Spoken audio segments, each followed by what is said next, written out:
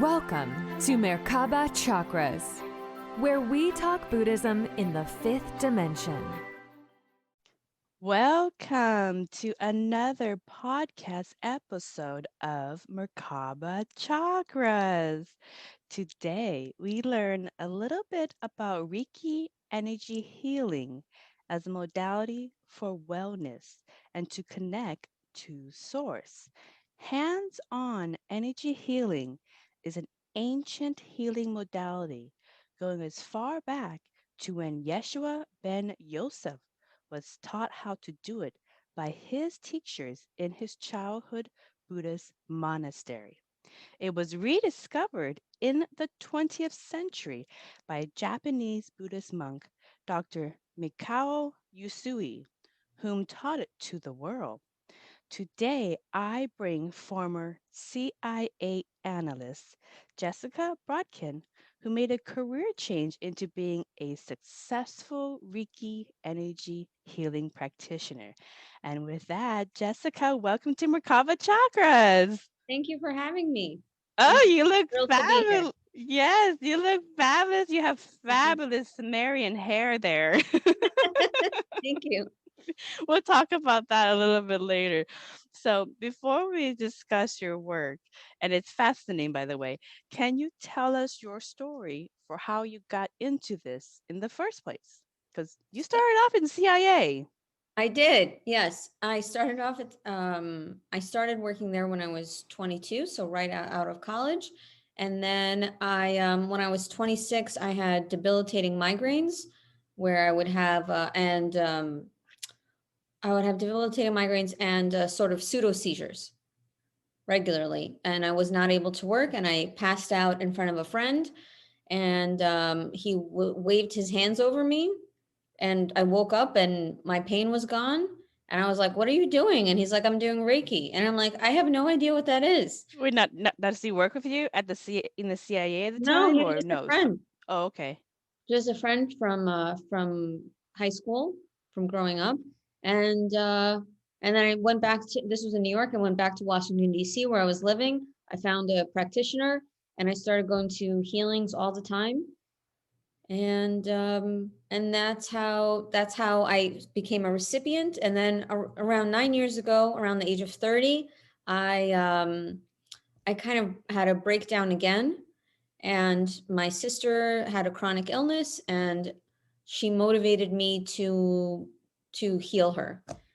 I sent she lived in she lives in Miami, so she's in Miami, and I sent my healer to do distance on her, and it didn't work, and I was like, let me try. And then I was able to do it over the phone, and I found out that I was able to help her.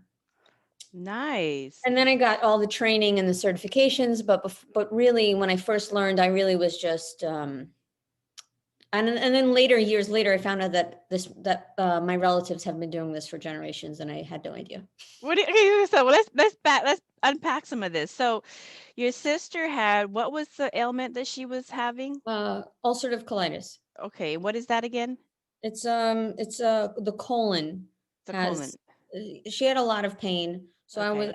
I felt motivated by her Okay. to pursue, and then I just started practicing on my friends who were interested. And where did you learn? When I initially learned, I initially channeled, which I don't tell a lot of people that, but I initially channeled, and then I went. And how did you learn to channel, or it just came naturally? Well, okay, so I had a mental breakdown when I was 30 years old, and I started seeing spirits in the woods where I was living, and I thought I was schizophrenic, and I went to the doctor and I said, am I schizophrenic? And she said, no, I don't. She's like, you're having a spiritual awakening. This is what my psychiatrist told me. That's what they are like, And that's what she told me. And then the spirits were like, okay, this is how you heal people. And then eventually, and then I went to the man who did Reiki on me, and I got Reiki 1 from him. And then later on, I learned when I moved to New York, I got my other certs, I guess. But I also just remembered, I don't know how else to say this. I found out actually very recently that my great grandmother used to heal people the same way that I do, and I didn't know that. And she was a storyteller, and this was turn of the century.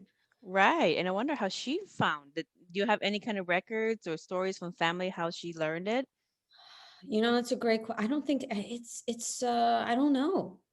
Well, I Mm. mean, they're Kabul. They're so she's the descendant of Persian Jews in the valley of the Caucasus, and they're Kabbalists and mystics who came from Mm-hmm. Persia. Mm-hmm. So Mm-hmm. I don't know. That's all That's I all. know. That's all. That's you know. Because Yeah. sometimes, history and information is stored in the genes. You just Yes. have to know how to access it. Yes. So, like we are actually like people are the living library of all knowledge. If you guys can comprehend that, that's a lot of information that you can access in anything because we're all connected. So okay, so that's your grandma. It's in the genes. It's in your family history, and then you start doing it. And the spirits that you saw Yeah. in the woods, did you see like what they look like, or was this just more of a feeling? What was the deal? Yeah, they were Catholic in the beginning. So some What do you of mean them in the beginning? Did they change and morph, they or changed over time. Yeah. They changed oh, a lot over time. what did they Right. change from? Did it, In did the it, beginning there were saints, and I grew up Jewish, so I did not believe in I mean, I didn't like not believe in saints, but I just had no connection to saints. so they Um changed their form to find another connection. so but I mean the saints were cool. I was cool with Okay. them. They were cool with me. They gave me a lot of instructions. So I would see like I would see my ancestors, I would see saints, I would see some things I just couldn't recognize. And then I felt like seeing spirits was very stressful for me. Mm-hmm. um and I didn't like it. It was hard. Was it? Did it feel like? I ask these questions because some people coming into the space are having these experiences, so they may be Of able to course, no, relate. I'm so So happy to share my experience yeah. as So a teaching tool. exactly. So did they? What were they just intrusive, and that was It was what? intrusive. There were Okay. too many. So I guess this is what some people would call a natural medium, Mm-hmm. but I just didn't really know how to control it. And I went to people, and my teacher was helpful in terms of like setting boundaries with them, being like, my office hours are between 9 and 10 a.m. And Yep. then that I don't want to hear from you. Right. And so setting boundaries like that was very good. Making sure that the spirits that are communicating with you, if anybody is going through this, make sure that that just because someone is in spirit form doesn't mean they necessarily know better than you. So Yes. that was a Yes. really big painful lesson, because spirits would say things to me, and sometimes they were wrong. And so if you are the way that I've gotten around that now, I do connect, like when I go in, I will connect to different layers. And so I'll call in my ancestors and then my clients' ancestors. But I Mm-hmm. say this with them like knowing. I'm like, do you want me to call in your ancestors? If they're of that vibe, I'll call in like spirit guides and helpers and shamans and healers and angels and all of bodhisattvas. I call in Mm-hmm. bodhisattvas. Sometimes I call in saints. Sometimes I call in different goddesses, Mm-hmm. and the goddesses of Sumeria or Egypt, which are the ones that are my favorite. Um, Yeah, well, that's really good. Okay, so because that I've noticed that with clients as well when they come into this skill yeah. of kind of being clairsentient, Yes. Yes. that sometimes the beings that you are perceiving, because now you're being multidimensional, you're like the Yeah. veil is thinning for you, your energy is higher, and so they're it's almost like they're so excited somebody sees them and somebody's able to pick up the knowledge that They're it like, overloads you. Yeah, yeah. there's like everybody comes in like, oh my god, somebody awakening, oh my goodness, and they overload you, and it's almost, and so, and the other thing is some of them or many of them have never been human, so they don't understand some of the concept of we still got a body, I still got to eat, I still have relationships to maintain, and I still have things to do throughout the day, so it's not all about you. So there's a level of discernment that you and Yes. You have everybody to that learn gets into this discernment. have, that has to learn. Well, awesome, so that's kind of how you got into the work. Yeah. um Now, Reiki is popular in Asia. It was practiced in private by small sects of Buddhist monks for over Mhm. 2,500 years. And it's actually been going past beyond that. But that's what we have in documentation form. Now, in 1914, Mataji Kawakami, he published a book on Reiki in 1922, and then just the documented evidence. But it's Mhm. like I said, it's older than this. But Buddhist monk Dr. Mikao Usui rediscovered the version of Reiki taught to Yeshuah Ben Yosef Yes. Yes. 2,000 years ago after his moment of awakening at Mount Kamura. So since then, it's been taught to the West through Reiki masters like Mr. Chujiro Hayashi and Miss Hawayo Takata, and Mhm. all of them profess experiencing a connection to source while applying Reiki on people. And a Yes. connection to source, for those who don't understand what source is, um, source in Eastern philosophy is consciousness. Everything is conscious. It's what you call your I am. It's what you call God. It's what you call Lord, the universe. Doesn't matter Yeah. the names. It's the chi energy. Um, in a Life lot of force. life force, all of the above, and it is in everything that is in existence. That's everything in existence, all sentient beings, all things, etc. Because it all resides within the consciousness of the main creator. So all of these master Reiki healers and teachers profess having a very strong connection when they're applying it because they are tapping Yes. into that higher energy and the healing is done on the source level. Do you also experience a connection with source when you do Reiki? Yes. Yes, absolutely. I Can you love it. It feels really good. You're in another sort of plane, in another dimension. Things are more creative, things flow. It just feels very yummy. Yummy. So, yeah, it feels yummy. I mean, some of the work I do used to be a little bit more shamanic, and that can be. I mean, there's also like even in Reiki they talk about there's sometimes it's tough. Do you know what I mean? You're dealing with a lot of other people's energy, and even if you work to protect yourself, sometimes you're still covered in soot. Yeah, yeah. So It can be kind of gunky energetic work. yeah, it can be gunky, It absolutely. can So it, yeah, you're connected to source, but you're also like transmuting the darkness into light. right. And can you explain that process? Can you give us some examples of when you're working with a client who's coming for typically a medical or some kind of pain on their body, and you're feeling that connection to source? What does it feel like to be connected to source for those who are not familiar? There's tingling all over your body. There's sort of like a removal of your own personal pain. There's sort of like a distance between you and your human experience. So Um, are you almost egoless? Like there's almost like no identity when you get to that point? Often, yes, but Mhm. I'm also concentrating hard and I work manually as well. So sometimes I do distance work. Like later tonight, I'm going to be doing distance work.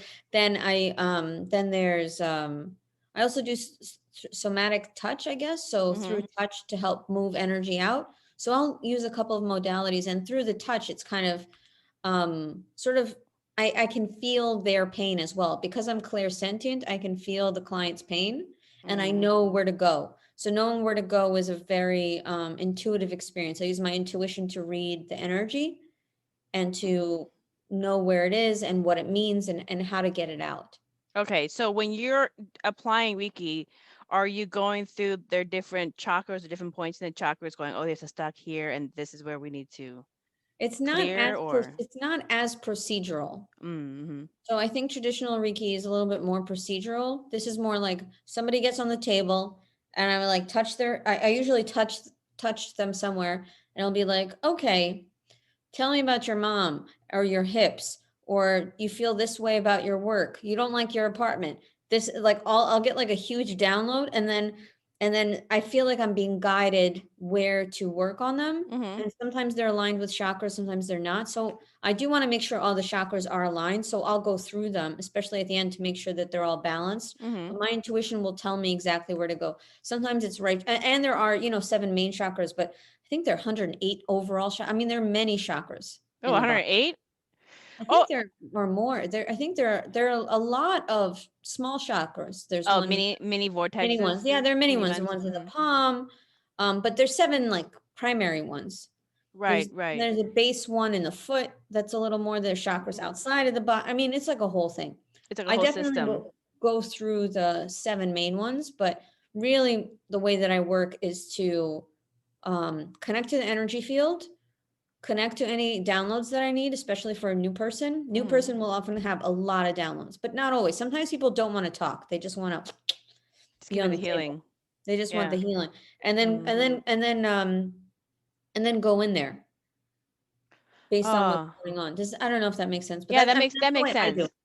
Yeah, that makes sense. And then let me ask you something about the chakras. Like, typically there's the 7 chakras, which people are familiar with, Yeah. but I have studied in different modalities that there could be up to 12 chakras, and um, it depends on, like, the chakras that we have are reflective of the planets that we have in our solar system, because we're made of the same formula. Hmm. And so, have you gotten, have you ever, like, when you're working with somebody, gotten like 12 chakras or more chakras? I feel like there are more than 7, Mm, but I can tell you like where I see tension in people. And mm, the way that I think about it is less about chakras and more about the emotional map of the body. mm. So for me, if like the forearms, there's a lot of unspoken tension that they're holding in their forearms and not letting go. Right shoulder, other people's stuff. Left shoulder, difficulty receiving. Knees, difficulty accepting, difficulty bending, lack of flexibility. Lower back, feeling like there's lack of support. So for me, Mm. also I kind of have a low key obsession with Chinese medicine, and, and Yeah, this is sounding a lot like it. Yeah. and Yeah. and my friends, I've been to I think 9 or 10 acupuncturists in my life, which is really a lot, and I'm friends with so many, and also like they used to like to join our center, like they would practice acupuncture on me and be like, okay, Mm. this one's good, this one's not. Mm. And so I'm just so well versed in the meridian system, and I love working with the meridian system. So there'll be a lot of grief in the rib cage. So whatever knowledge I have of acupuncture, really some of it is knowledge and some of it is intuition, but I let my hands go where I need them to go, if that makes sense. Right, right, right. So I mean, you just kind of like feel where, like, most, like a magnet, like a magnet. yes, yes, yes, yes. Because my intuition will be like, oh, you didn't let go from your breakup. Okay. Oh, you feel this. Oh, you are holding. There was one girl I had recently. I like touched her hip and I was like, you don't. She told me she wanted to break up. I'm like, oh, you're taking care of your boyfriend all the time. And Mm. you have a tendency of codependency that comes from your family. Mm-hmm. And that you believe that in order to receive love, you have to overgive. Mm-hmm. And then that was like, like that's kind of like a And typical what thing. was the remedy for her? How could she overcome those Well, patterns and learn differently? I mean, physically, I was working it out of her body. Mm-hmm. And then the remedy for her, she's in therapy. So she said she's working on codependency issues with her therapist, which is great. And then one of my favorite things that I teach is also tapping, EFT tapping. Mm-hmm. Mm-hmm. So I love tapping and I love teaching people how to do it. Yeah, yeah. That's a good skill to have as well. Basic life coping skills is kind of one of the things that a lot of clients kind of lack. And so they are, you know, in what you're saying, I've seen a similar pattern with other healing modalities, in that oftentimes clients will come in for a certain pain or Yeah. something on the body, and then during the interview, and the further you dissect it, whether you do it through kind of intuitive approach to it, or Right. whatever the approach is, it always comes down to something about the way that they're handling their life or their relationships or something. Or, And so it's just manifesting on their body. That's kind of oh like a yeah, last yeah, yeah. resort. So how can people be preventative in the way they live their life so that it doesn't get to a point where the body has to scream out, stop doing that, I'm gonna like knock out your arm. That's really a great question. Um, what is, I mean, there's so many different things you can do that if I like List them, rattle them yeah. all off, that List the top maybe, ones, the top ones. okay, top one, morning pages. So just write 3 loose leaf pages of your stream of consciousness. Get all your thoughts out, all that, take a big mental dump of how you feel. A lot of people do is that they gaslight themselves, or they're spiritual bypassing, where they feel a certain way but they don't actually process it, and then it ends up in their body. Can you So give an they don't, example of that? Because I mean, it was an example for me. Like um I hated my job, and instead of quitting, I just got migraines, and I was so sick that I couldn't go to my job. mm-hmm. So your body was preventing you My from going to body work. was my body was having a conniption. So morning pages, journaling, meditation. There's so many different types of Mm-hmm. meditating. Mm-hmm. Um, I like hot baths with sea salt and baking soda. Um, EFT tapping. Listening to sound bowls. I listen to sound bowls on YouTube all the time. Yeah, I Um, listened to them going to bed. yeah, it's amazing. So those are kind of like my favorite. Uh, yeah, I don't know. Is that enough? Yeah, that's a lot. That's a lot. So there's a lot of different ways to kind of cope, To manage yourself. to manage yourself instead of Oh, write a resorting to. gratitude list. Oh, that's Like a good one. that's a really good one when you're really feeling crappy. Write a gratitude list. My only, like, I guess, fear with gratitude. I think gratitude is always important, but I think it's also important to face how you actually feel. So it's like if you hate your living situation, yeah, you're grateful that you have a roof over your head, but you also like take some inspired action. Right. You could do Kundalini yoga. Mm-hmm. You could do if regular yoga, regular meditation's hard. That's another good thing. Those are like Mm-hmm. 8-minute chants. You can do chanting. Mm-hmm. Um, yeah. So A there's a lot, lot. lot of different ways. Yeah, very, very good techniques. Now, science is still studying the effects of Reiki on Yeah. clients. I know I read all the medical journals, you guys. I read all the boring stuff for for Right. my book research. But the results are profound for some practitioners as compared to other Reiki practitioners. Why are some Reiki healers more successful than others in your experience? Is it the practitioner? So And what by I just want to know what you mean by success. Do you mean more effective for more their client? effective? Yeah, because you have some people who are um, getting more clients because obviously they're effective. Then you have others going, I didn't really feel anything with that person. So I mean, Right. why the difference? Okay, so I think that there's like a few things to, I guess, unpack here, because one is Hmm. like, why is one more effective, and why does one have more business? Because those Okay. can be very separate. Do you know what I Hmm. mean? Hmm. Because having more business can do with so many things, right? People have money blocks, people have money stories, people have maybe they're just not advertising well. Maybe they have issues being seen from a past life. They were like, I was a healer in a past life and I was murdered or whatever, and they're carrying that. Or Yeah. there's so, but for the most part, it's probably money blocks that they have, and so maybe they need to work on their money mindset in terms of being a practitioner. Why are some people more effective than others? I don't. That's a.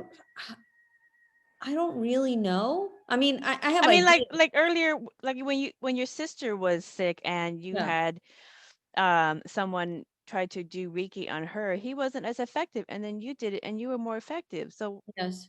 I mean, so some people. I think that it's important if you do it to for it to come to be for it to come from your soul. hmm, for it to feel aligned, that you're not doing it from a place of ego. But I don't think anybody does Reiki from a place of ego. This is not really an ego job. They're like, I'm a great healer. Like nobody like, I don't meet people. I know that there are people like that, but I haven't personally met any of them. I think that I was talking to a friend today who goes to Reiki healer, a different one, not me. And I was telling her that I believe that some people have soulmate clients. I believe that, some people, Explain that. you have a soul contract to help this person specifically. And so you might be a more effective person for that particular. It's like, why are you and your husband a good match and you wouldn't be a good match for other people? It's like you guys belong together. You know what I mean? No, And so I do know what you mean, and that is such a good point because, and maybe you can expand on this as well, because I get clients for my hypnosis and yeah, consulting for this yeah, stuff, and oftentimes they'll recognize me from the very get-go, almost like yes, as if I am picking up from when I consulted them yes, last. yes, And yes, um and or they'll have remembrance that in the spirit world prior to incarnating, I helped plan their life. And I'll and yes, yeah, yes. so and actually it's funny because growing up, a lot of Buddhist monks in the monasteries that I attended would tell me, "Oh, you're a life planner in the spirit world." I'm like, "What is that?" And I they're like, know this job. You plan people's lives. It's kind of like a travel agent consulting on their excursions you're going to take on a cruise. I'm like, what a boring job. But I get people who it's almost like we're carrying that on. So I Yeah. completely understand that. So that's why I you have think. I have one client who I've had for a really long time, and he went to, I guess, 3 healers before me, and we've been together the longest. And like we feel like we did our astrology, and it's like family in a past life. Mm, And so there are definitely people who are my clients, that I feel like I was the one who was supposed to help them, or you know what I mean, or for a certain amount of time. Like you can't carry some, you know what I mean. Some people are your soulmates. Clients can be mm-hmm. your soulmates, for sure. Yeah, that's true. I read in I'm not sure if you're familiar, Dr. David R Hawkins. He is like was number one mental health doctor and had one of the biggest psychiatric hospitals that he oversaw in his lifetime when he was practicing medicine. And then in his senior years, he wrote a lot of spiritual books and he created the map of consciousness to kind of measure your energy level. Anyways, in his book series, he talks about this specifically that he What? had clients. It's true. I read all his stuff, but he had clients who are, he had, for example, he had this one client who came to him and was like, I have 500 pink flamingos in my farm. I cannot get rid of them. I try to sell them. They come back. What is the deal? And Dr. Hawkins did the map of consciousness on and basically found out, oh, you're their guru, you're their teacher in a past life. They were your they were your parishioners. They followed you around, but you led them a little bit astray. So it's your karma to take care of them in this life. And so now it's so funny. So Ah. now he lives in Florida and he has 500 very lush pink flamingos that he cannot get rid of, that he has to take care of in his farm. He's a flamingo farm. So he can't find another job. And then it's funny, That is but that's that is hilarious karma. that is hilarious karma. He's like, oh, that makes sense. He's like, I tried to sell my farm, nobody would take. I tried to get rid of my flamingos, it would always come back. There was no way he can get rid of it. And Dr. Hawkins told him exactly that. That's what he's like, that was your thing. And he's like, well, why did it work that way? He's like, would you like the other way to deal with this karma? This is a very pleasant way that consciousness has found for you guys to resolve your karma together without punishing anybody. You live in a very nice tropical farm with 500 very loving pink flamingos that swim all day.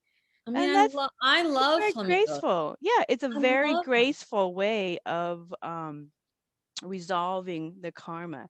So he's like, oh, okay. So but that is what he found is that um when I know this is a podcast and we're talking about this stuff and you have people who come to your clients, I have people who come to my clients, and there's a lot of people who start podcasts and a lot of people who start different channels and they're sending a message out.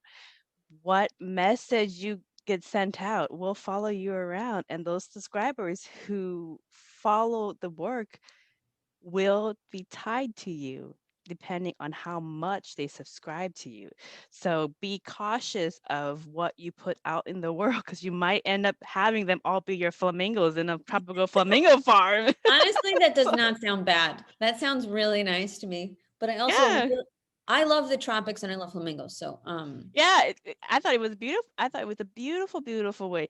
And then another thing that Hawkins talked about too, because he is in the medical field, and so he has a lot of medical colleagues. And he said, and I can't remember quite what one of his books, but he said in another example that um, if you are a if you are a doctor and you were practicing bad medicine, your clients that you did wrong to also follow you around in another lifetime so that you can do right what you did wrong. So be mindful what message you put out and how you treat others, because they will be tied to you some way. They could be your clients. You can have a whole book of clients that are just horrible and hideous, but you can't get rid of them. They come back. so I guess what I'm hearing from you is your success, quote unquote, as a healer is also karmic. hmm Yeah. Yeah, because that would make sense, because and that's what Dr. Hawkins found out in his work as well, and you can create new karma for yourself as well. You do it all the time. Every Um, action, right? every action. You don't necessarily have to. It's not karma. Is not necessarily a bad thing. It's basically just energy. That's basically it. So if you recognize and resolve patterns that create negative experiences that you no longer want, then you learn to create better patterns for yourself, better experiences, and you can go higher too. You can go up, and that's what Dr. Hawkins like. The scale goes up both ways, people. You can always go up higher. So, but so that's kind of what you're finding in your practice as well. Let me ask you this. Here's another question. In your experience, is it the practitioner, the client, or is it source that does the healing? Who does the healing? For me, it's mostly source, and also I think it's mostly source, but also what's the right word? I mean, I don't know how much your audience believes in karma. I'm a super Oh yeah. big believer in karma. I'm like, I studied karma with Tibetan Buddhists. I'm like very, very into karma. And, but I come from a family that believes in it. My mom was like obsessed with karma. Well, karma is in the West. People don't necessarily understand Right. karma. Karma, if they think karma is bad, but if you look at energy, it's just the flow of energy. That's Karma's a all it is. law. It's like gravity. It's It's yeah. It's like actually neutral. Karma is actually neutral. It's just balancing whatever took place before. exactly. It's like throwing With- a pebble in the water. The ripples will eventually come Right. back and settle itself out, and that's basically it. So there's no judgment to that, and if But you learn those lessons, you don't have to keep on recreating those lessons. right. I think that it's also the client, maybe it's the client's karma to heal or not to heal, or how quickly to heal. Why do you say that? Wouldn't everybody want to heal fast? Well, it's regardless of what they want, but what's their karma? Can you give an example of what you Mm, found? I guess I have someone who was physically very sick and no one was able to help him, unfortunately. And I've never really stopped. I became friends with this client and um I never really wanted to give up. Do you know what I mean? hmm But he has a lot of physical ailments that don't seem to have a solution. What were some of the ailments that he was working with or dealing with? Feeling poor, it's weird. I mean, for his privacy, I don't want to Yeah, talk yeah. about it, but it was like it's mostly physical stuff. It's mostly But physical stuff. he's a big believer that it's his karma. But he keeps trying, and then I keep trying, or I keep thinking, hey, what about this, or try this, and we're still like, interact. But Have you guys looked into maybe if it's unresolved patterns from different lifetimes? I mean, that's what I think it is. That's where my head's at right now. Yeah. So, and then maybe like maybe if you, I'm not sure if Reiki has the ability to Ability to go. do that. Does it? Right. Not really. Not really. I So, mean, I don't really think so. okay, okay. Well, because there, and I know hypnosis and hypnotic meditation has the ability to Yeah. go in and review different lifetimes, Yes. Yes. and then see if there I've is a, experienced that. yeah, if the, we're going to talk about that because we have some fun ones to share for people. That's like the fun stuff. I know some people are like, why are you trying to rush this, Vaughn?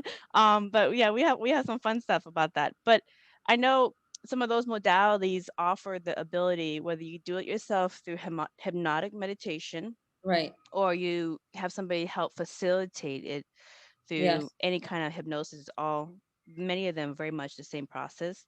No matter the form, just the script might be a little bit different, but for the most part it is the same.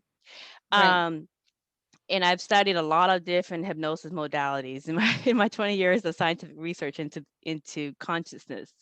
That many of So them are fun. much the. Oh yeah, so reading all these scientific, medical, quantum physics journals.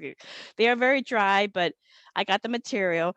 But anyways, um, many of them will have opportunity to review different lifetimes and then see if there is a abundance block, something. And oftentimes, what I've found is it's related to some kind of relationship in their soul group. Does Reiki kind of tap into any of that? Because sometimes, like people, I'll give you an example. Um, I have clients who, until they've gone through hypnosis, uncovered which relationship in the current lifetime is recreating the patterns, they will break the same leg over and over and over again in different ways. And it's always the same leg. They break the same leg that Over. they hurt in another lifetime. Yeah, in this lifetime, they break it multiple different ways. Different ways, walking, stumbling, falling, something hit them, same spot. And they stopped. And but then they would go through the interview and it will find out that they they were afraid of moving forward in something in their life. And that is because it is tied to feeling inadequate with like a family member. And so then they go through a past life, and that family member typically will have a past life together where they held each other back and they really regret those life decisions.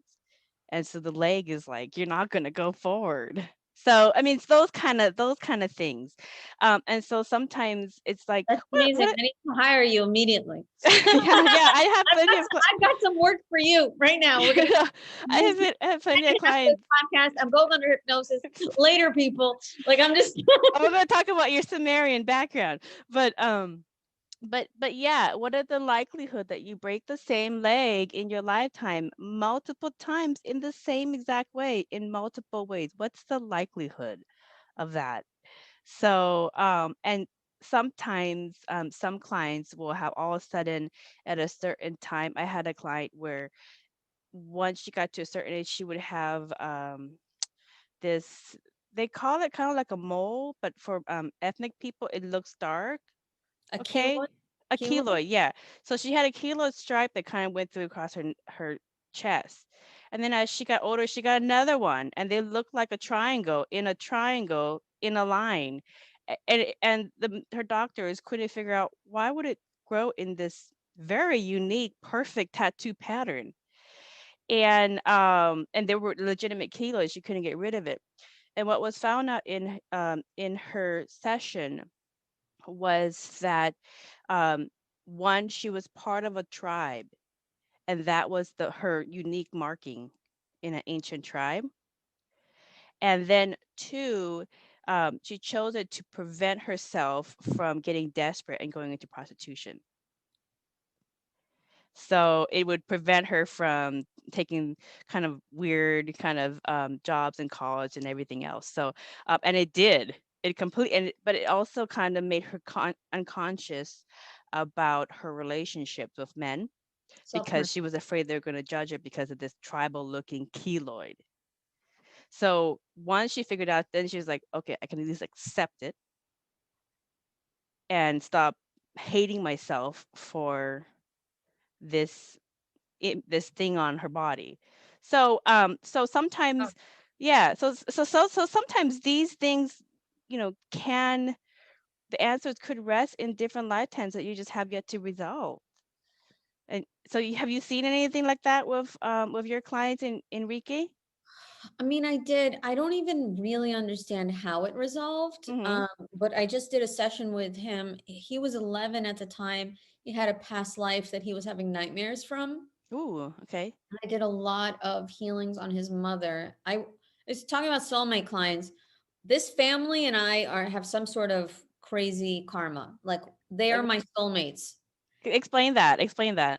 Um, so his mother is like a famous author or became a famous author, and I helped her through lots of miscarriages. And then she eventually had her son. And so that was really huge. And then I ended up working with the entire family. I ended up healing her husband, her son, her Mm-hmm. father-in-law, who I see every like 6 weeks, and her sister-in-law and her sister-in-law's friend, who became a good friend of mine. And so like there's some sort of like weird connection between me and this family. That's so funny. I don't know, but the son, he stopped having nightmares after the session. But Yeah, yeah. we basically we talked about this life. We were sort of he was in like it wasn't hypnosis, but it was during a Reiki session. He was talking about this other lifetime, and then he felt like it resolved for him. So Okay, that's good. yeah, because he was getting all these nightmares. It was terrible. Oh, But that's good. So he doesn't need, you don't necessarily need to understand what happened. You just need to know that, if you can just, if you're ready for the healing, you can get ready for the healing. But for some people, they want to know what happened in order to, it's the kind of like the thinking process. here's my question to you, and I know you're interviewing me, so maybe it's not appropriate. That's okay. But my question to You you want is, me to tell me you about your Sumerian background and your client, that your soul group client that you just talked about? Because that's what priestesses did back then. what did they do? Priestesses in the mystery schools of Egypt typically, um so like back in the ancient days, there wasn't very many careers. For people who don't know, there wasn't very many careers for very good looking, very smart women, okay, in Egypt. All right, so if you're lucky enough to be married to a fairly wealthy guy, then lucky for you, that you got born into that class. But for the most part, you're either in poverty or you're a prostitute. There wasn't very many opportunities out there, especially if you want to learn. Except for if you're pretty and you're smart, you could be a priestess, and you can Oh, in so that. they only let pretty girls be priestesses? Yeah, because who wants the ugly girl to heal them? Sorry. Man, we can't get a break. We always have to be cute. It's so hard. I mean, no offense, no offense, but like some like old guy having medical problems. I mean, they want somebody good looking to work on your body. Like, yes, lovely priestess, give me some healing. Tell me about whatever. It's funny, but I I say that not only because that's what I see, but also because in Buddhism, Yeah. it is written in our scrolls. And actually, you guys, it's in book 2 of Buddhist Mandalas, which I'm finishing up and it will come out soon. But there is a section about Yeshua Ben Yosef, or what you know as Jesus, and Miriam of Magdala, which is Mary Magdalene or Mary of Magdala, which is the area in which she came from in Israel. That's why her last name is Magdala. So, anyways, what we typically would do is we taught Yeshua a lot of the metaphysics so that he can pass and be prepared for his exams in the mystery schools of Egypt because it was pretty intensive. Right. But the mystery schools is basically like a university of a lot of medical stuff, which is a lot of energy healing and all that kind of stuff. And so if you're a priestess, what you are is you're a teacher. You're a teacher, and you also, as part of the teaching profession, you facilitate healings, you facilitate energy healings, you facilitate counselings, and oftentimes you facilitate to the wealthy who can pay you for the most part. And the wealthy that can pay you for the most part are typically the madame of the household. And if you are successful with her, she'll refer you her whole family, and then there's your book list. There's your client list. And that's probably what happened with that soul group of people that just is gravitating to you because you're carrying on that consultation from the mystery schools and being a priestess in that time. So that's why you look Sumerian too, because oftentimes you incarnate from the cultural or genetic line in which, we typically pick lifetimes that are very similar. So you're Sumerian, I'm Lemurian. so, or I'm Hmong from the Hmong tribe of northern Laos, China, Himalayan areas. I mean, amazing, right? Yeah. Yeah. So yeah, and for some energy healers in like northern um Europe who also like in Celtic, Yes, um connected to Sumeria.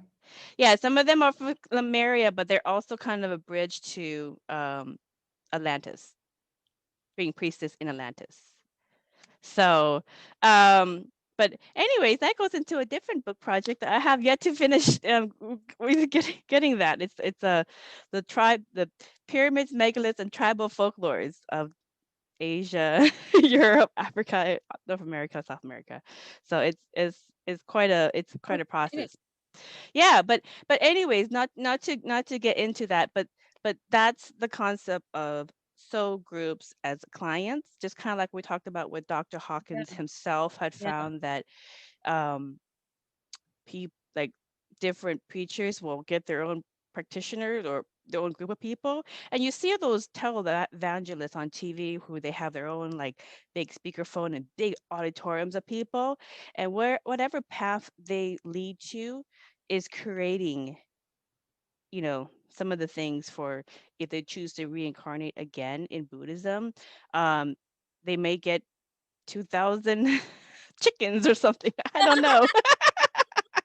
I don't know how there's usually some grace involved with it, but that's kind of the thing. And then the thing with Egyptian or Sumerian priestesses as well is like, because I know you have that lovely like Persian Sumerian kind of thing. They usually would wear that when they are doing their ceremonies. And they often work with music because the priestesses would have to orchestrate the music and schedule out with the band. That's why if you look at Egyptian murals, they will have the priestess, and then they usually have some instrument or they have some band by them, because when it comes to ceremonies and healings, everybody likes a little music, and so that's synonymous with some of the functions of priestesses as well. So it wasn't a bad life, yeah. Sounds really lovely. Yeah, so you had a good life as a priestess in Egypt. Sounds, But now you're carrying it on in this life as the Reiki energy healer for your book of business. yeah.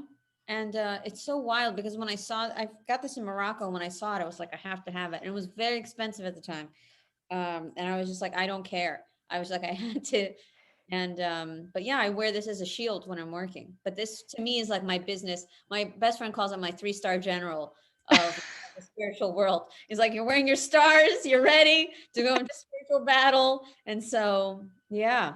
Yeah, there is, I actually have yet to interview him, but there is this Israeli um, jewelry maker, and he actually made my necklace, which is like Beautiful. it's basically it's Sacred geometry. it's sacred geometry, but it's basically the Star of David. But in Buddhism, they work it completely out. There you go, the Star of David. But they work it completely out, and the Star of David it's in my first book, Buddhist Mandalas. I go through the science behind it as well. But the Star of David is a platonic solid. It's icosahedron in terms of map. It's icosahedron. It's a fifth dimensional Christ consciousness form, and like the Sri Yantra and all the different symbols, the swastika and all that kind of stuff, the yin yang, all of it are just different forms of the same exact thing. So we're all, and actually the sacred geometry was taught to Yeshua by his third Magi teacher. So, do you have a question? No, I was just saying that yeah, so I have Metatron's cube, which is Mm-hmm. all the platonic solids in there. Then I have Mm-hmm. the flower of life, and then I have the Merkaba.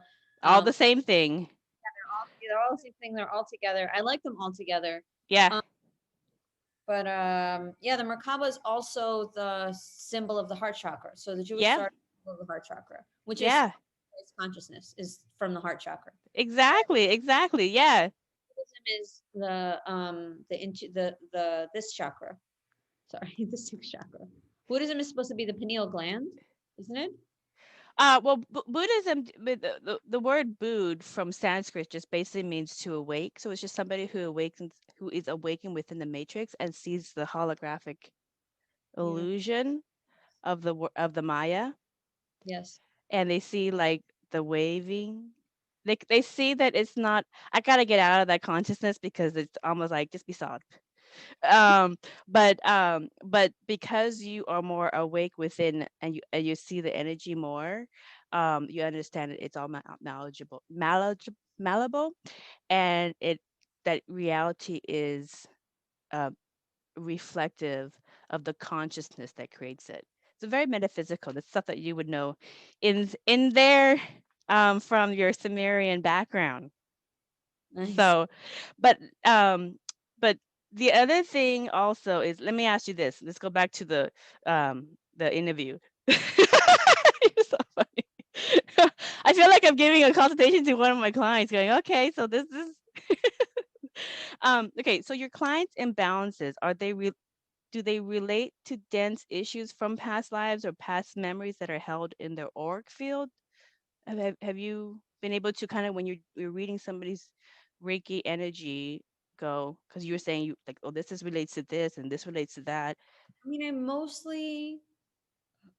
I for a lot of, you know, it depends on what you think or how you view the world, because every issue is a past life issue if you look at it from far away. Mm-hmm. You know what I mean? Like everyone if we're going from the highest spiritual level, everyone incarnates with a soul mission. Our soul mission is here from our past, and our soul mission, our karma, all of this all comes from past lives, and we're here. We're in this sort of like Super Bowl of life. I don't know Uh-huh. how. Uh-huh. We're all incarnating, so every issue is a past life issue.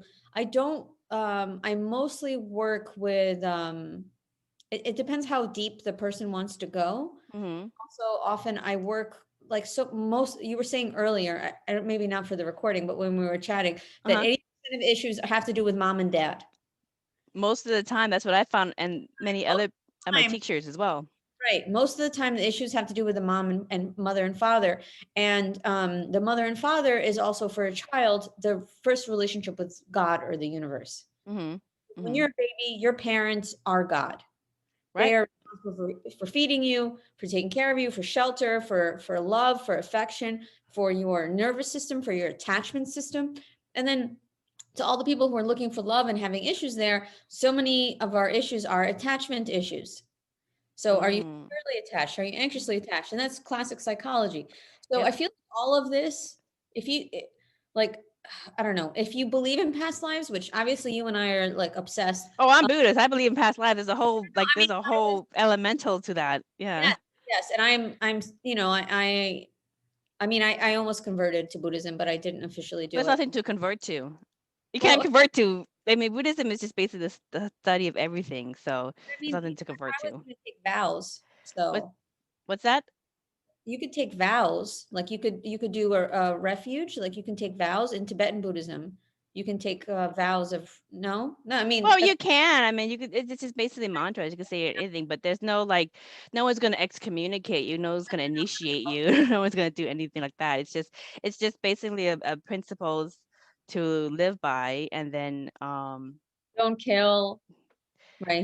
yeah. So just like it's basic Four Noble Truths and just some basic practices, and there's a whole bunch of energy healing modalities and meditation modalities that you could choose from to connect to consciousness.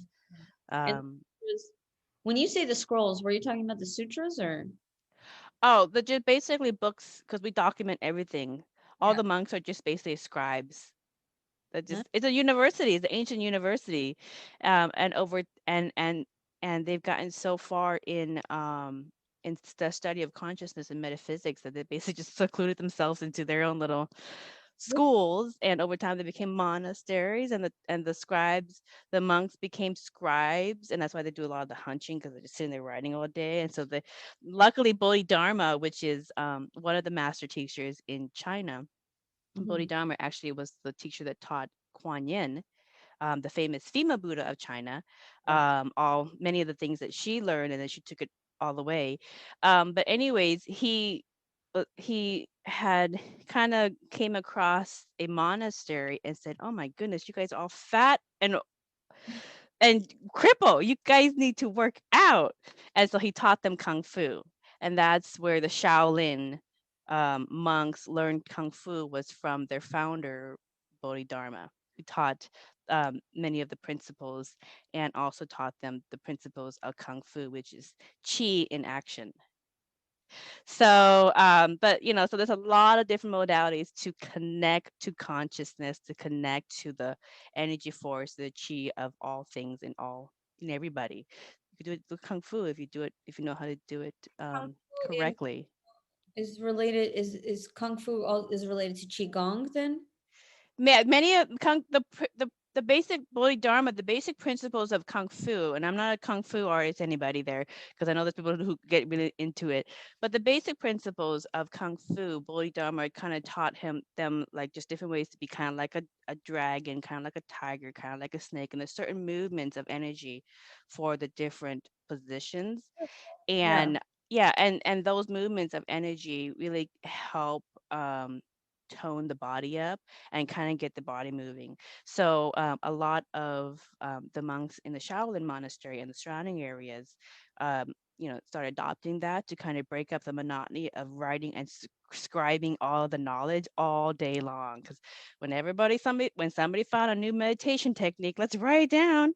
When somebody came up with a new sixth sense, let's write it down, because they wanted to make sure they write it all down, because if somebody in some point through infinity incarnates and comes across a certain ability or a certain technique and they need help, they can at least go, okay, let's dust it out. Let's dust it out. Okay, dust it out. This monk here wrote about apportation and how to apport and how to live with it, how to amplify it. So there's your book. Go study. And that's basically what it was. There's a lot of books on like energy healing modalities, the tankas, all that kind of stuff. So there's a lot. I think you're my 27th podcast, and I found 27 different ways to connect to consciousness. And I'll probably just keep doing this. These are easy to do. I can probably do it for most of my life. So I'll probably by the time that I'm no longer doing podcasting for the YouTube show, I may just have like 2,000 different ways to connect to source. So there's no Infinite reason to ways. not connect to source.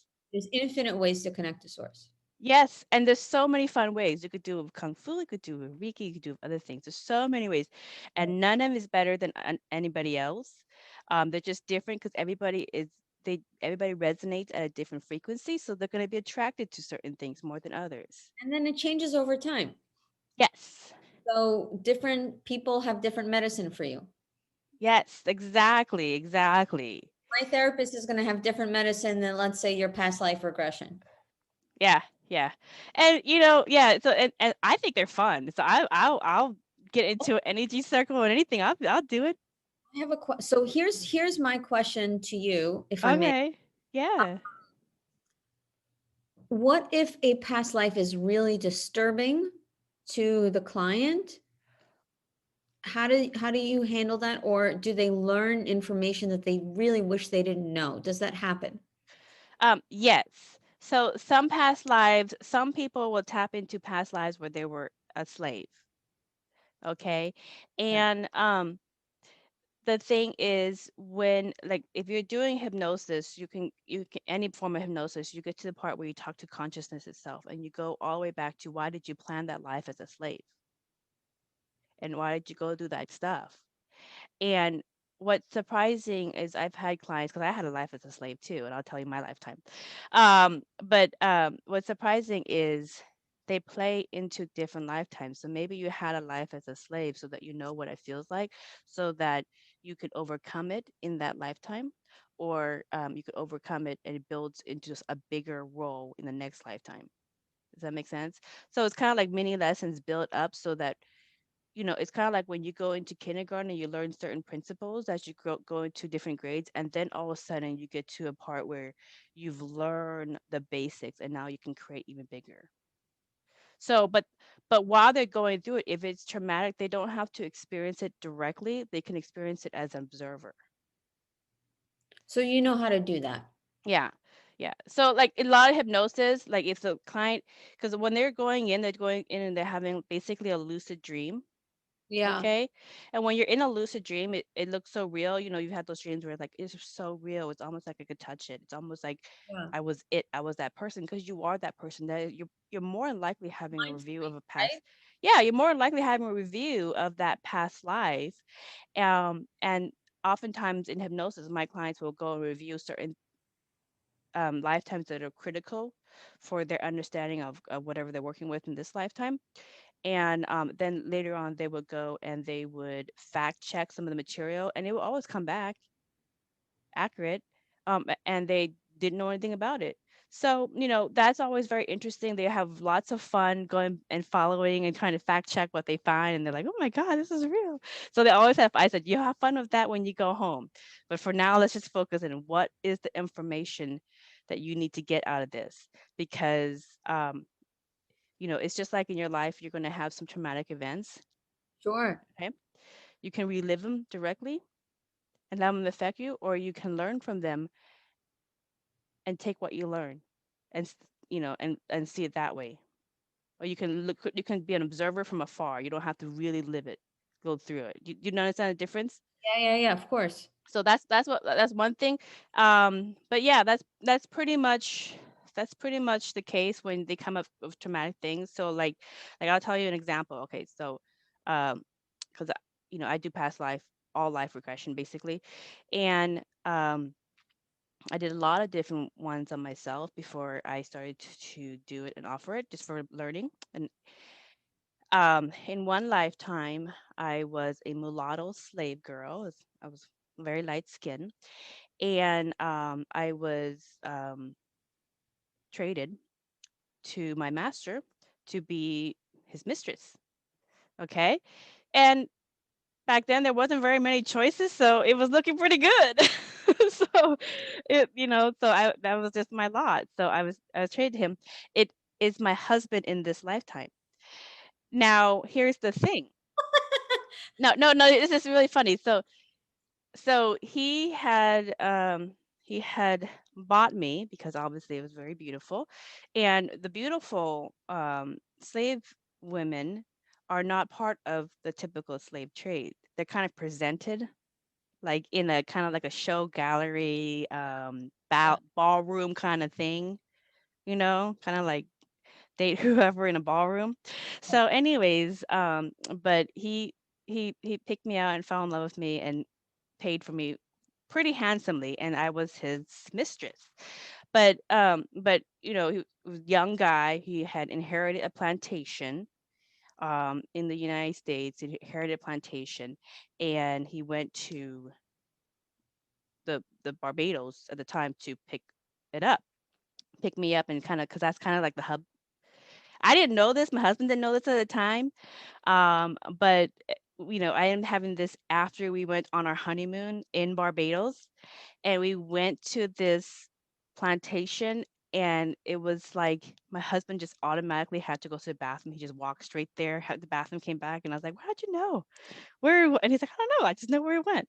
And I'm walking around like I know where I'm going, and then eventually we're walking around, and a tour guide said, "Hi, can I help you guys out and give you a tour?" And we're like, "Oh yeah, we're new." So, but we're very familiar with this plantation, and this is one of the plantations that would kind of house um, the parties to show off the God. beautiful slave women, and they had a book of all the traits, and I'm slipping through it, like kind of knowing exactly where I am, and my husband's going, "Why is this so weird?" So we literally, in a weird twist of fate, went to a place where we had met in a previous lifetime. That's how we had originally met.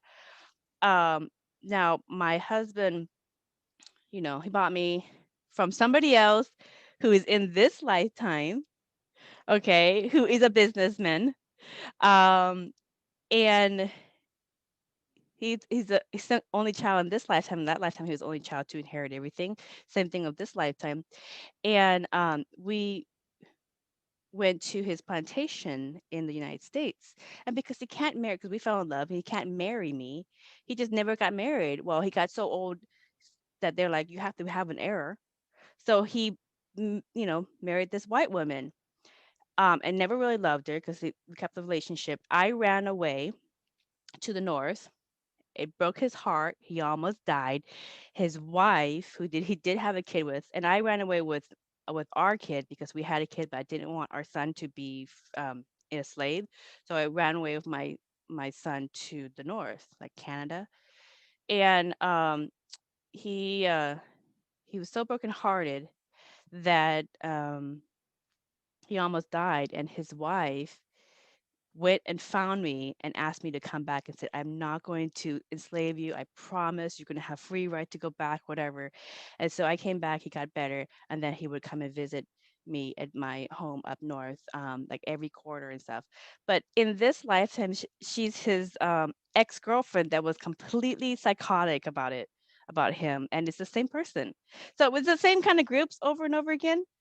But the thing that was interesting is that was that one lifetime. The lifetime after that, I became a white woman who married him again, and now we're both white, and we own basically like the same slaves. But because I was a slave before, I had a lot of sympathy and empathy, and so we both were very, very good um, owners of our slaves. We gave them education, we gave them everything, we gave them nice housing.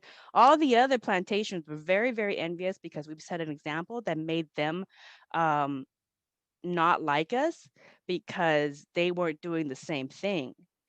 And so, and then another lifetime after that, we were Chinese feudal lords having feudal, farmers, and we were very good to them. We gave them education, good things. We paid for the kids and all that kind of stuff. Very, very good. Paid them pretty well as well. And if they wanted to buy their own freedom, we would help them out, and we would help it all out. So we weren't very popular, but we had enough money that they couldn't do anything. So it was kind of one of those. But in my case with my husband, it built up, you see. So Yeah, one of my friends calls it compound interest. exactly. And you probably had that too. I mean, so you had your Sumerian lifetime and now you're compounded to this lifetime. So, but what are some of your past lives that are fascinating? Um, oh man.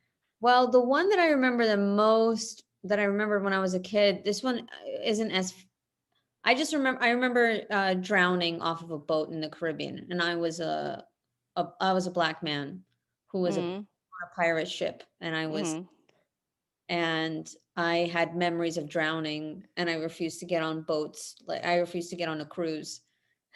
Yeah, because you're probably going to the slave trade, probably in Barbados. I'm like, I'm not going there. No, it's just I was a dark skinned dude, and yeah, I have two memories of being murdered as a black man in my You past didn't life. have very good luck with a black man, huh? As one. As one in past lives. Uh, Uh, I mean, that maybe those are the ones that I remembered, is I remember being murdered twice. uh-huh. Um, and one of them was in pre-colonial Africa. We call it Was after. when I was in a tribe, and I was a teacher in this tribe. Mm-hmm. So, and I was murdered there as well. So they were tough. I did a, they were on, and I remember, I don't know. I remember being a British woman who came from money, and a man married me who didn't really love me, but I couldn't have access to my own money unless I was married. Mm-hmm. And I wanted to be a writer, and I did not complete my mission of being a writer. And it was this whole thing of being a lady and being a writer, and there was a lot of societal blocks Yeah. to expressing my creativity, to having my own secure income. And I remember the room where I died. It was very weird Wait, because what was the room like? it was really beautiful. I mean, there was it was like tapestries everywhere, and I mean, Uh-huh. it was like blue and green, and it was like in a big upholstered, gorgeous bed, and I had a 9-year-old son. And so I remember those are the lives that I remember that were a lot. But the other lives that I remember, I was a monk, a Christian monk. Mm-hmm. I remember Egypt. I remember being a priestess in Egypt. That was one of my first lives that I remembered. I had some boring ones. I think I was in Woodstock, and I died in 1969. Where at? I think I was in I don't remember where I was, but I know I went to Woodstock. Maybe California is what it feels like. Mm-hmm. Mm-hmm. Have you recalled any lives, or any of your clients recall any lives that are off world? Yeah. What are some of those? Um I'll tell you mine. I don't because even because we it all exists at the same time. It all exists at the same time. On the other side, everything in existence exists at the same exact moment. There is no timeline. There is no time. So your future self is happening at the same time as your past self. It's happening at the same time as the multiple versions of yourself. Advanced Buddhism. But yeah, it's all happening at the same time. And that's why when you get into energy healing, you can heal any part because yes. you're in the same time. In Reiki you can heal across timelines. Exactly. Exactly. Because you're tapping into source code. You Right. can rewrite it at any point. So if there was like a past life that is factoring into this one, you can go and just clear out that blockage or rewrite that code or whatever you want to call it so that it won't affect this one. Because you could do that. And you could do that also right now in any modality, in Reiki and hypnosis or anything else about events in your past current life. Yeah. And when you do that, be prepared. I always tell my clients, they come to me anyways for their own personal Mandela effects when elements in their current life that they remember experiencing are slightly different or no longer exist. What? Yeah. So who do you go to for that? So they're like, I found Von Galt. So I'm like, yeah, sure, let's talk about it. What did you do different? How did you change? Okay, you saw your mom a little bit different, and now this mom has a completely different history than you remember, and she's arguing with you about when she got her divorce and when she got remarried. So you guys have two different experiences. So now She's you have a parallel mom that obviously you did something better, that this version is much happier, much lighter. So good for you. You got a better version of your mom. So now she no longer has to experience the depressing version that she was before. That's true. Yeah. So when people do healing in any kind of energy work and they start healing these dense issues, don't be surprised if people in your life kind of seem different. Yeah. Yeah. Yeah. Let me ask you this, for people, because you actually offer meditation workshop and online courses as well. Can you Mm. tell us a little bit about that? Because everybody loves to learn something new. Yeah, I have an online course that I actually should reshare, and I'm working. It's called Empowered Empath. So Mm. all these spiritual tools for people who are really sensitive to help clear and maintain their energy, which obviously I had to learn a lot of, and is a continual process when you are a healer and you're in people's energy all the time, and you got to clear them and then clear yourself afterwards. The other thing that I've been doing, I actually I had my first public sound Reiki sound bath. So Ooh, that sounds like fun. it was really fun. Our next one is February 25th. We're doing a monthly for now. And I had a really great time. We had an amazing time and we had a really big turnout. So it was thrilling. So my colleague, he uses gongs, crystal bowls, drums, all chimes, all sorts of instruments. And I do Reiki and guided meditation in and out during, and it's like people are floating afterwards. So it's a really good I time. love that stuff. Give me some of that good chi. I love that stuff. Donation based. So there's no, if people can't pay, they don't have to, it's no problem. If they want to pay, they can. So we do it we're very professional about it. And so that I'm really proud of and excited about. That's awesome. Now, another question for people who offer Reiki or any forms of energy healing in their naturopathic or alternative wellness practice, what are your recommendations for how they can start the business on the right foot? Great question. So a lot of people actually come to me and ask me about this. And the first thing that I tell them is to work on their money mindset. Mm, My favorite way to work on money issues is to really first do an inventory of all your spending, get clear about your debts, your whatever, what you're blowing your money on, like really understand your finances. Um, then to go through all of your beliefs about money and then to tap them out, to reprogram mm. your mind. I use tapping to reprogram beliefs on money, and that's my favorite way. The other thing is make it easy for people to book you and make sure there are reviews of you online. Yes. So Yes. So like if that's they like so there, because I think it's 80% of how you feel is, and also do good karma with money, give to charity all the time, tip people well, do the right thing. So I think I believe in tithing in that way. Um, but I think 80% of being successful in a healing modality as an entrepreneur is to believe in yourself, to work on your internal issues, to work on your family issues. It doesn't have to be with them, it could be just with the voices that have been internalized in your mind since you were a kid. mhm. What beliefs do you have about yourself? What beliefs do you have about money? What beliefs do you have about being seen? Maybe they have past life issues of being burned as a witch or whatever. That's very Or common for women. Smart women in the past kind of have that in their background. they have it a lot. So like if you have these past issues, or maybe they're, I know this sounds, maybe someone who was sexually abused in this lifetime, and how does that impact your, like if you heal yourself or you work on healing your internal trauma, then that's or heal your relationship with source or the universe. Mhm. I think that being a healer is being a human is a constant, for me, it's a constant journey of rebuilding myself. And the process of being a healer, you have to do it even more because you're holding Mhm. space for other people. So Yeah. I'm not saying that we have to be obviously no one's perfect. We're not perfect. We don't have our shit 100% together. I certainly don't. But really know how to work on yourself. Really know how to face your own darkness. If you want to be in the business of transforming people's darkness into light. Mhm. Very, very, very well said. And like with that, what common themes do you get from the angelic guide about people to help them raise their level of consciousness and energy? What Yeah, what are the common themes that you get from the angels on how people can raise I think their the themes that I've been getting for myself lately is that everything is healing.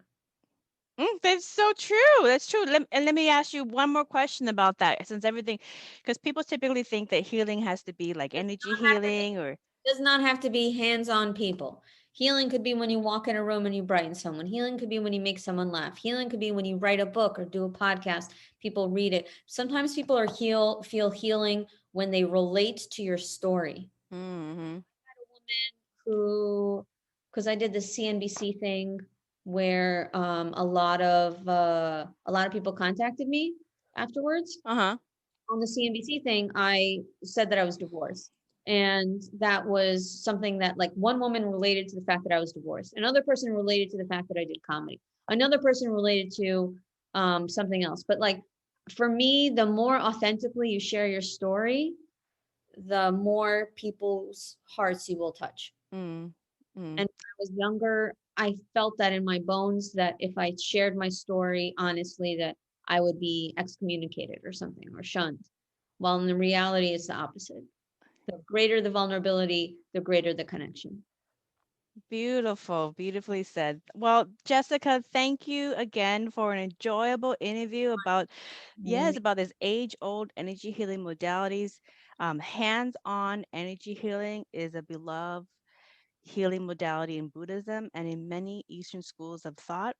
And I'm so delighted that you are an example of how people can build a successful practice doing Reiki.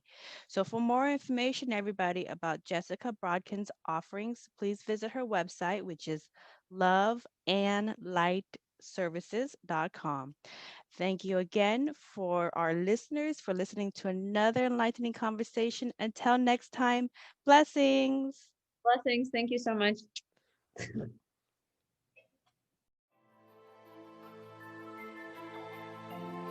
We hope you enjoyed this episode of Merkaba Chakras, where we talk Buddhism in the 5th dimension. For more information about today's guest, please go to the show description. For more information about Vaughn's metaphysical work, please go to merkabachakras.com. The views expressed today are for entertainment purposes and do not necessarily reflect the views of the host or replace any medical or legal advice.